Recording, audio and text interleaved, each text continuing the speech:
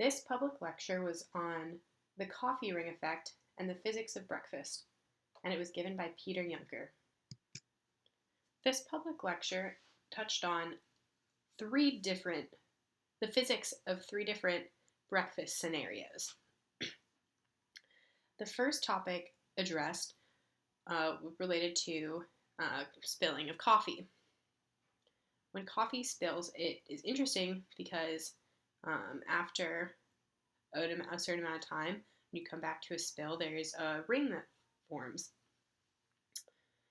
This ring forms due to pinning at the edges of the spill. The edge of the spill to the surface the coffee spilled on.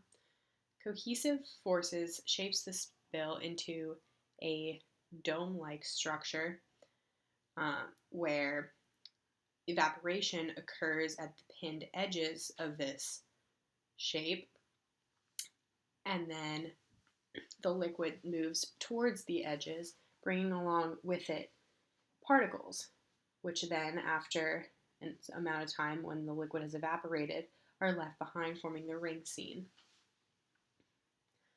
The next breakfast scenario discussed in this lecture was about how Cheerios tend to form clusters in the bowls of milk that they're sitting in.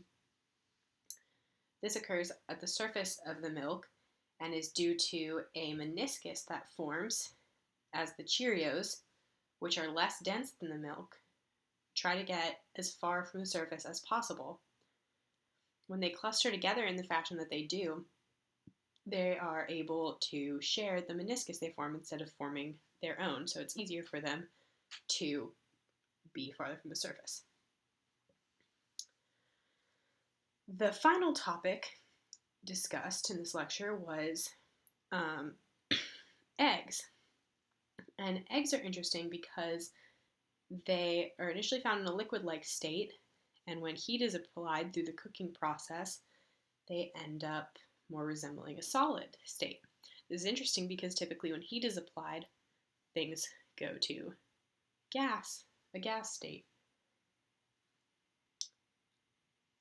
Eggs, however, develop this solid state because of the proteins, which in the liquid state are, before the heat's applied, are folded nicely, and as heat is applied, they form clusters. This sparked an interesting question, and an interest into whether or not this could be undone, and if the proteins could be returned to the original state. Upon further research, I found that some scientists have attempted to do this. They did this by adding urea, by boiling an egg for a period of time and then adding urea to reliquefy the egg, and then using a vortex machine to return the proteins from the clustered state to their folded state. This is an important discovery for a couple of reasons. One being it's helpful in cancer research and can be useful to that, and improving the use of proteins in the lab for cancer research.